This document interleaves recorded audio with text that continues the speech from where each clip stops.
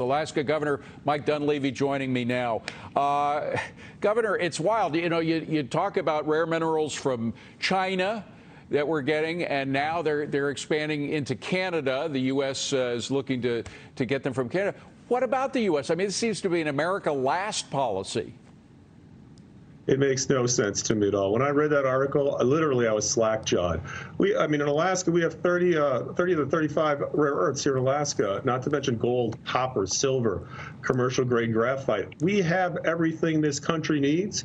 We are part of this country, and yet we learn about a low-key discussion going on with our battery producers and our electric car producers here in America going to Canada and setting up relationships with Canada. And don't get me wrong, the Canadians are great neighbors, but Alaska has a lot of these materials, elements, rare earths that we need. We could also use the investment here in Alaska.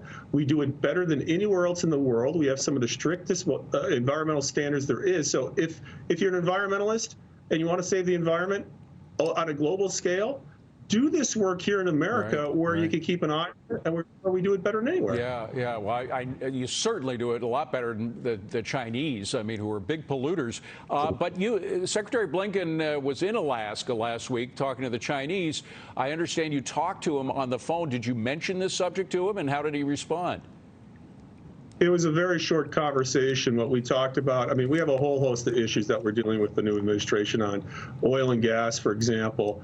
And we had a conversation that only lasted a few minutes, but we pressed our point that we need to be part of the discussions. We have reached out to this administration, but in essence, we've really heard nothing back.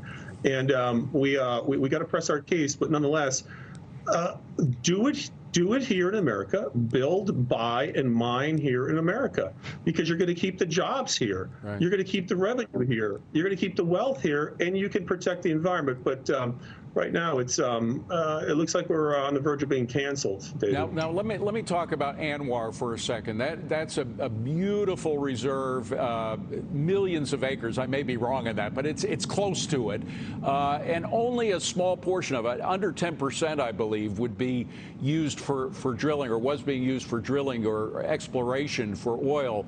The Biden administration has cut that out completely. Is there any hope of moving the Biden administration on that issue at all? Because, again, not only is it a small percentage of ANWR, you do it more cleanly than any other oil company in the world. Yeah, we don't flare our gas in Alaska. It goes back into the ground. We're talking about a postage-size stamp on a football field. That would be the footprint. And, you know, the thing is, our indigenous folks, the Inupiaq Eskimos, live right on top of that reserve. And they are pro-development. They protect the environment. They do it the right way. The ANWR lease sales were part of a law that was passed by Congress, part of the tax law when President Trump was in. So we don't understand how, through an executive order, they can cancel the lease sales when this was actually a law that was passed. And so, again, we look forward to working with the Biden administration, but we're going to have to be able to penetrate the wall that's been set up. Well, since it was a law, Governor, are you going to challenge it in court? We're going to challenge it, yes. Has that been, have you set the motions of that in progress already? We're working on it now with our Department of Law, but we have no choice because, again, it was a law that was passed. The sales have occurred. There's supposed to be another tranche of sales, lease sales under that law.